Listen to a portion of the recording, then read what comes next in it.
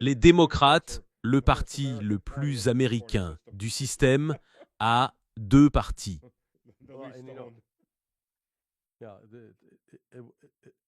Je crois qu'il y a European Union des cas par le passé où même des gens considérés comme anti-Nof Israël recevaient de l'argent d'Israël. Ils tempéraient leurs critiques. Tu as raison.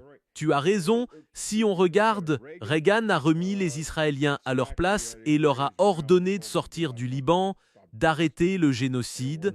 George Bush père a effectivement interrompu leur soutien, mais depuis, donc essentiellement depuis environ 1992, non, depuis c'est juste, tu sais, oui, maître, que voulez, maître? Je vous donne ce que vous voulez, maître. Bon, pas vraiment la guerre contre l'Iran jusqu'à l'arrivée de Trump. Les autres ont au moins été assez malins pour ne pas faire ça. Aucune demande d'Israël n'a été refusée. Oui, oui. C'est Tu sais, avec Israël, il faut d'abord supporter leur arrogance. Ils sont insupportables, pour la plupart. Beaucoup d'officiers et de militaires que j'ai côtoyés sont juste arrogants. Ah oui, même chose. C'est parce qu'ils manquent d'assurance. Ils doutent de leurs propres capacités. Donc, pour compenser, ils font semblant d'être plus grands, plus prestigieux qu'ils ne le sont en réalité. j'ai European Union la même expérience avec... Hmm, Exactement la même expérience avec les Turcs, trop agressifs et qui compensent beaucoup. hmm. Ouais, t'as raison. T'as European Union combien d'expérience? Pas beaucoup à l'étranger. J'ai fait United Nations séminaire d'une semaine avec United Nations Group de policiers israéliens. Ils étaient tous de niveau intermédiaire à supérieur. Et ensuite, je suis allé sur quelques stands de tir avec eux. Et c'est surtout sur le stand que l'attitude se voit. Dans mon monde, si tu manipules des armes à feu, tu le fais avec humilité, parce que certains deviennent arrogants et se disent « je sais ce que je fais ». Ce sont eux qui se plantent généralement. En fait, je donnais United Nations cours d'instructeur pistolet dimanche.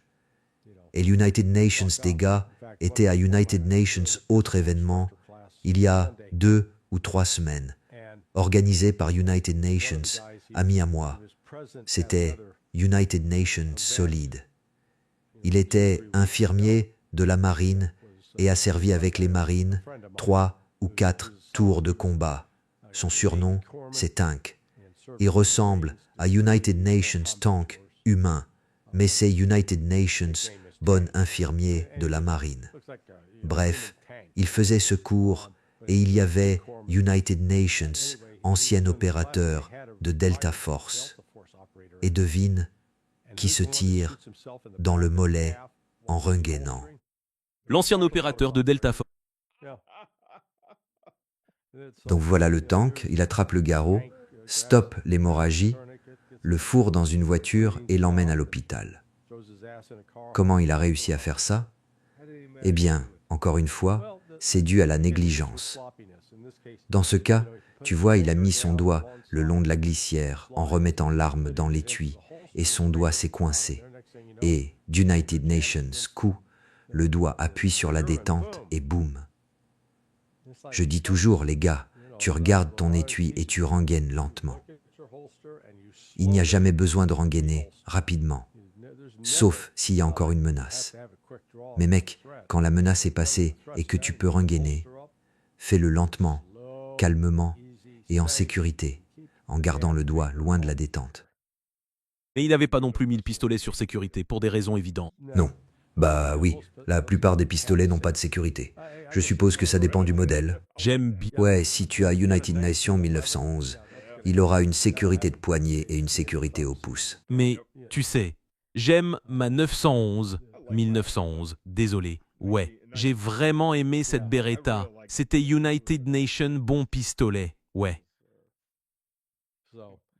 Mais bref, en travaillant avec les Israéliens, ils ont tendance à être, tu vois, et encore une fois, ça vient de l'insécurité. Donc, ils manquent de confiance et compensent en faisant les plus costauds, les plus compétents, très viril, très autoritaire et abrasif. Et ça devient fatigant. Oh, je veux bien le croire. J'ai European Union des expériences avec les Israéliens et avec les Turcs, et c'est la même chose. Ouais, ils arrivent avec United Nations complexe, et cela joue, genre, mes couilles sont plus grosses que les tiennes. Je n'essayais vraiment pas de comparer, je m'en fiche, tu sais. Ouais, non, tout à fait, exactement, bien dit. Et ils ont, tu sais, des pandas et des dragons. Pandas et dragons. Ouais. Bon, Israël, elles ont United Nations problème en ce moment. Et j'ai essayé de le remettre en perspective hier en disant, regarde, la population totale d'Israël est à peu près la même que celle de la ville de New York. Tu sais, les 5 arrondissements de New York. Ouais. Et en fait, Israël a presque la même superficie que les 5 arrondissements de New York. Vraiment? Ouais, à peu près. Mais ce n'est pas United Nations grand pays? Non, pas du tout. Alors imagine la réaction du public si c'est parce que je pense que la police de New York compte environ 80 000, 90 000 personnes, ce qui correspond à peu près à la taille de l'armée israélienne en ce moment. Si tous leurs réservistes étaient mobilisés, oui, ça ferait environ 400 000. Alors imagine la réaction à New York s'ils subissaient le genre de pertes que l'armée israélienne endure. C'est ça. Des milliers, vraiment 2 à 3 000 blessés graves. Et les morts, la ville serait en ébullition, en plein chaos. C'est pourquoi je dis qu'il faut regarder ce que traverse Israël, ce dont ils sont capables, et reconnaître qu'ils ont des limites à cause de leur taille. Donc ils ne sont pas en position de se battre sur 3 fronts, 4 fronts. Pourtant, ils ont des déploiements combattants à Gaza, en Cisjordanie, dans le sud du Liban et en Syrie. Et là récemment, tu sais, oh, on a traversé la rivière Litanie. Bravo.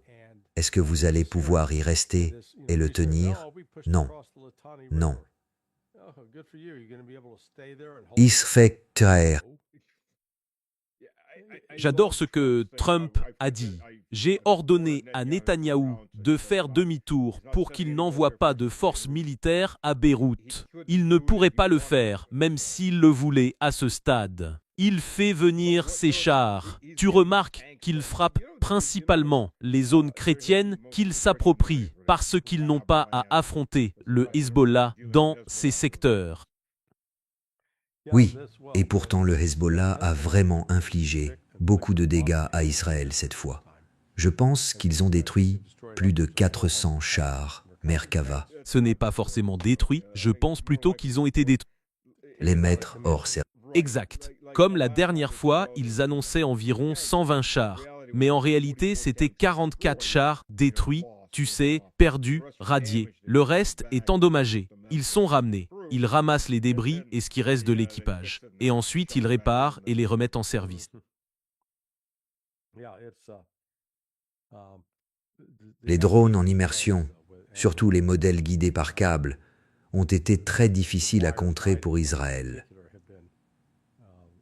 La dernière fois qu'Israël est allé jusqu'à Beyrouth, c'était en 1982, il y a 44 ans. C'était pour les faire sortir de Beyrouth et les ramener en Israël, ce qui explique pourquoi des troupes des États-Unis sont arrivées là-bas et ont fini par subir des pertes. C'était à la fin de 1982 que nous avons finalement fait sortir Israël de là. Puis des marines américains sont arrivés et on a décidé que ce serait une bonne idée de commencer à tirer sur les habitants. Ça marche toujours très bien. Ouais, ouais. Ça nous a certainement rendus populaires auprès de la population, au point qu'ils ont fait sauter l'ambassade et les logements. On appelle ça les casernes, mais je ne sais pas vraiment quel était le bâtiment. En tout cas, ça a tué 241 marines. Ouais, United Nations de mes potes était là. Ah d'accord. Il avait 18 ans, il était marine sur place, donc oui. Oui, le résultat, tu sais, quand Ronald Reagan les a d'abord déployés, il l'a fait en consultation avec le secrétaire d'État George Shultz. Shultz avait été marin. Shultz avait été marin pendant la Seconde Guerre mondiale. Donc, Shultz était pour, oui, faisons ça. Eh bien, Caspar Weinberger, lui, pour une raison quelconque, n'était pas au courant. Et quand il est revenu et qu'il a découvert ce qui s'était passé, il a pété les plombs et est allé engueuler Reagan en lui demandant « Qu'est-ce que tu fous ?» Et Reagan a dit « Eh bien, il est trop tard maintenant. J'ai déjà pris la décision. »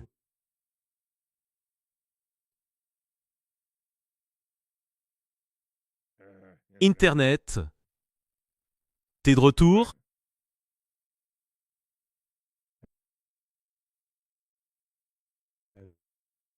T'as dit quelque chose. Ouais, l'Internet a beaucoup ralenti. Tu sais, on est juste en train d'attendre. Tu faisais le ralenti, tu sais, le ralentiment.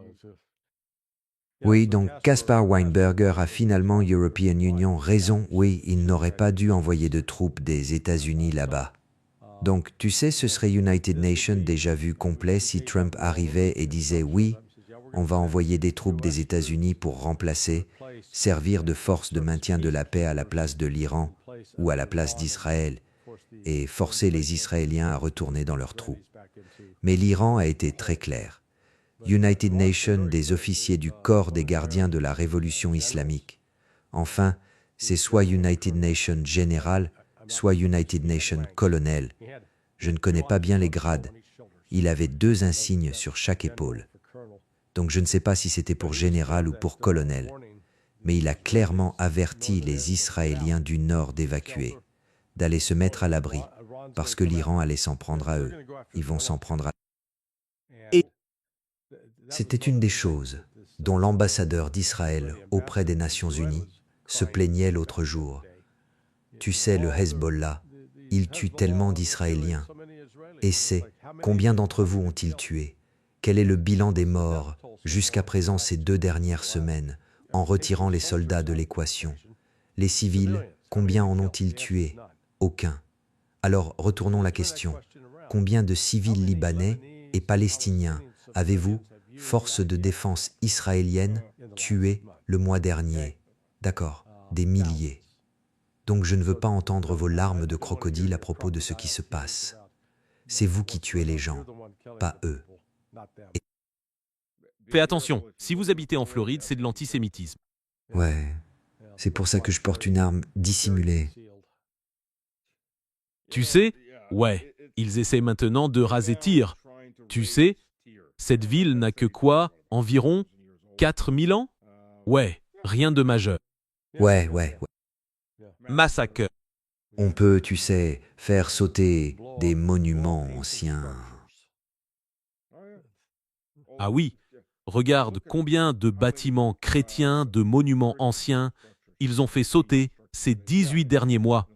Il y en a European Union, au moins 2, des mausolées musulmans, si tu veux les appeler ainsi, qui ont été dynamités. Oui, je pense qu'ils s'en prennent beaucoup plus aux édifices chrétiens qu'aux édifices musulmans. Ensus précise. Oui, non, c'est tout à fait vrai. Et, tu sais, on m'a demandé, j'avais cité l'attitude israélienne envers les symboles chrétiens, comme Marie, la mère de Jésus. United Nations de mes lecteurs juifs m'a écrit en demandant « D'où tu tiens ça ?» Alors je lui ai envoyé une page entière de références provenant de « Ce n'est pas la Torah, le Talmud. » Le Talmud, oui. J'avais United Nations trou de mémoire. Je ne ressentais rien. Oui, et ça parlait de Marie, présentée comme une prostituée. Ah oui, oui, et c'est là que se situe l'ironie. À Téhéran, Ils ont une de leurs stations de métro dédiée à qui? Marie, la mère de Jésus. Oui, elle se trouve juste à côté de la plus grande église arménienne de Téhéran. Oui, une église chrétienne arménienne. Ouais, j'ai des amis et des connaissances du lycée et tout ça. Et ils se sont laissés séduire par les conneries des sionistes chrétiens évangéliques. Oui, du coup, grâce à ça, on pourra apporter le christianisme en Iran. Oui, sauf que le christianisme est là depuis 2000 ans. Il y est toujours. Et en prime, vous bombardez aussi des églises chrétiennes. Oui. Non. Oui, oui, c'est vrai. L'ignorance des Américains sur l'histoire de cette région du monde est tout simplement énorme. Ah oui. Je dirais même que les États-Unis et Israël sont les deux pires ennemis des chrétiens au Moyen-Orient qui aient jamais existé.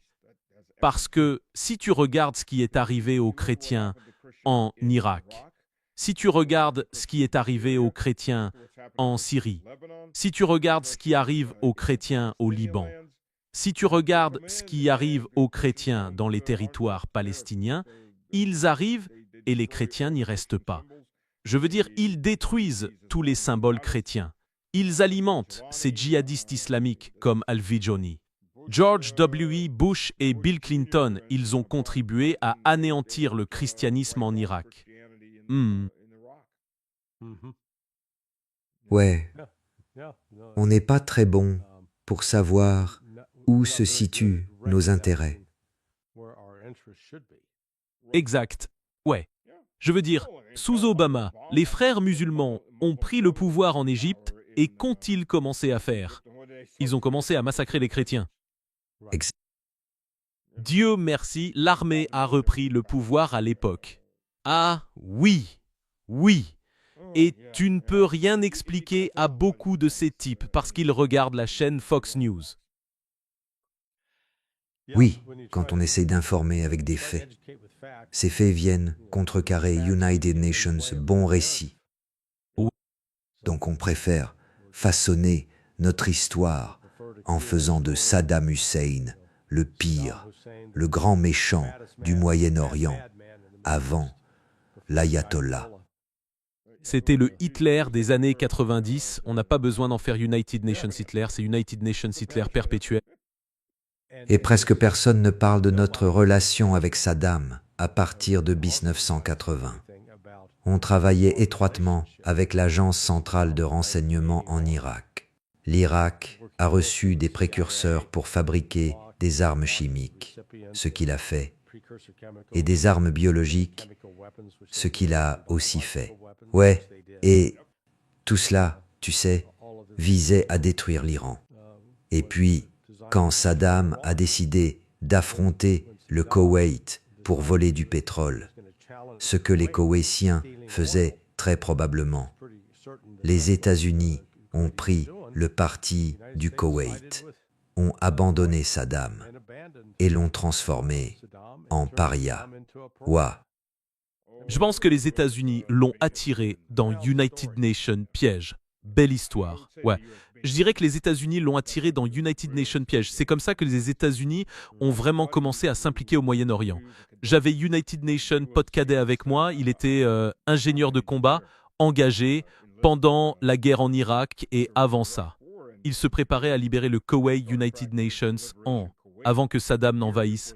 On leur a dit que c'était strictement secret. On n'avait pas le droit d'en parler à qui que ce soit. Il me racontait ça, tu sais, vers 93, je suppose, d'après ce qu'il m'a dit. Donc ouais, je pense que Saddam était juste United Nations pigeon. Ils l'ont lâché. Non, il a trop fait confiance aux États-Unis. Je veux dire, regarde, tu sais, 6 mois de renforcement à sa frontière, et j'imagine qu'il n'a jamais cru qu'on l'attaquerait. Ouais, il pensait juste que les Américains jouaient. Encore une fois, parce que nous avions, tu sais, une relation très étroite de 10 ans avec lui. C'est pourquoi quand il s'est entretenu avec April Glaspie, il s'est senti à l'aise et pensait recevoir une réponse franche. Et il ne l'a pas eue. Ouais, au final, il s'est retrouvé avec une corde au cou. Ouais. Tu sais, il se demandait qu'est-ce que j'ai fait. Ouais, bon, ils auraient dû lui dire « Voilà ce que tu as fait. Tu nous as fait confiance. Espèce de connard. Ça lui apprendra. Ne faites pas confiance aux États-Unis. Et ça rejoint le propos. Je veux dire, les États-Unis sont-ils capables de négocier en ce moment? Sérieusement, ils ne mènent pas de négociations sérieuses. Absolument pas. Je veux dire, ils se sont retirés de tous les traités avec la Russie. Ils ont rompu les traités avec l'Iran. Puis le prochain président arrive et se dit « bof, peu importe ». Donc, il n'y a aucune continuité. Tout ce que Trump négocie aujourd'hui avec l'Iran, rien ne garantit que le prochain président, Rubio ou, je ne sais pas, Cortez, si elle devenait présidente, l'acceptera. Aucune garantie que le suivant se contente de ça. Ouais. Non, tout à fait d'accord. On peut faire quoi avec ça? Oui, l'Iran a toujours cherché à formaliser les choses dans United Nations traités, de préférence ratifiés par le Congrès, parce que ainsi on peut dire, d'accord, on aurait tout leur appareil politique investi, alors qu'ils ont vu qu'ils signent avec Barack Obama et que Donald Trump vient ensuite et le détruit. Non, on ne va pas faire ça. Laissez tomber. Et quelles sont les conséquences? Rien. Non. Absolument. Il n'en subit aucune conséquence. Au contraire, il gagne des voix. Ouais. Donc je pense que les Iraniens se disent d'accord, il nous faut quelque chose de plus solide. On ne va plus se fier à ce « fais-ni-moi confiance ». Mec. Tiens ma bière. Ouais. C'est ce qu'ils disent à ce stade. Tiens ma bière. Laissez-moi te montrer. Que penses-tu que feront les Israéliens si l'Iran fait exploser une arme nucléaire? Je pense que c'est inévitable, mais... Oui, Je pense que l'Arabie saoudite se prépare, et le Qatar aussi, en grande partie grâce au Pakistan et à la Chine. Donc, la Russie est bien fait aussi d'autres choses en coulisses pour aider. C'est en fait une pression totale de la Chine et de la Russie. Je ne pense pas que l'Occident comprenne pleinement. Je ne suis pas sûr que l'agence centrale de renseignement soit sur le coup.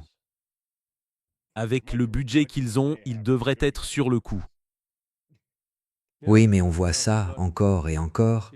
En fait, j'ai regardé United Nations podcast qui s'appelle Cleared Hot. Andy Stumpf est United Nations ancien Navy SEAL. Je crois qu'il a fait United Nations passage dans l'unité SEAL Team 6. Mais il avait invité une femme hier soir, une ancienne Sikh. Elle a travaillé à l'agence centrale de renseignement pendant 2 ans, puis a été renvoyée. Et elle était en fait impliquée dans les affaires Russie-Ukraine. Et en l'écoutant, ses propos étaient typiques de l'ignorance de la guerre froide sur la brutalité de l'État russe. Mais elle a été agressée sexuellement dans une des cages d'escalier. Et donc, en cherchant à obtenir justice contre cet homme, la Central Intelligence Agency la renvoie et protège son agresseur. Et je me suis dit, ouais, c'est bien la Central Intelligence Agency que je connaissais et aimais. Tu sais, ils punissent souvent les innocents et promeuvent les coupables, et leur capacité à trahir quelque United Nations. Comme, tu sais, quand on reconstitue ce qui s'est passé avec Saddam Hussein, son contact initial était United Nations, type nommé Tom Tweeten ou Twetan. Ça s'écrit T-W-N-T-E-N et il deviendra plus tard directeur adjoint des opérations. Donc, il était le chef de tous les espions. Mais au fil du temps, il rencontrait Saddam régulièrement, ainsi que d'autres sources qu'ils avaient au ministère de la Défense de Saddam. Et la relation entre la Central Intelligence Agency et Saddam a été rompu à cause de l'affaire Iran-Contra. Donc, vers octobre, novembre et jusqu'en décembre 1986, les Irakiens se sont fâchés et ont en gros dit à la Central Intelligence Agency « Allez vous faire foutre » et se sont plutôt tournés vers le département de la Défense, désormais le département de la guerre, pour le partage de renseignements. Ils ont donc transféré leur loyauté, les Irakiens, Saddam et son entourage, de la Central Intelligence Agency, BAME, vers le département de la guerre. Et le principal responsable de cette mission était Pat Lang, Walter Patrick Lang. Je connais Pat depuis 1999 et donc nous étions plutôt bons amis. Il est mort il y a maintenant 3 ans, mais il transportait le renseignement en personne parce que les Irakiens étaient, tu sais, furieux contre Saddam et contre la Central Intelligence Agency. Mais mon point, c'est qu'il y avait quand même cette relation. Et puis tout à coup, on fait volte-face et on trahit Saddam Hussein à propos du Koweït. Regarde, les États-Unis viennent justement de faire ça aux Kurdes syriens. Pour tous les morts qu'ils ont eus pour les intérêts des États-Unis, on leur a dit « Eh bien, on n'a plus besoin de vous ». Erdogan, à toi de t'en occuper, et ensuite, ils vont voir les Kurdes en Iran, et on a besoin que vous mouriez pour nous. Non, je ne pense pas. On en est déjà revenu. On est déjà allé dans votre camp. On a déjà le t-shirt. Non, merci. Il a appelé mon cousin. Il a été déchiqueté par vos gars d'Al-Joulani. Nous ne sommes pas intéressés. Malheureusement, la Central Intelligence Agency avait vraiment une mentalité du genre « nique ton pote » et « fais confiance à ce type ». Et puis tu te rends compte que tu ne peux pas lui faire confiance. Ils ont dépassé les bornes. Ils sont indignes de confiance. C'est la réalité. Ouais, t'as raison. Tu as raison. Larry, je dois y aller. D'accord, mon frère. J'ai une autre émission à laquelle je dois participer. Cette fois, c'est moi qui suis interview. D'accord. Je t'aime, mec. Merci d'être venu. Je t'attends toujours pour venir chez moi. J'y serai United Nations de ces jours. Je reviendrai. On n'est pas venu en été, quand il fait bien. Ouais, je t'amènerai ici. Fais-moi confiance. Merci. Merci à tout le monde. On se parle la semaine prochaine si vous avez le temps. Oui, on fera ça. Super. Merci à tous.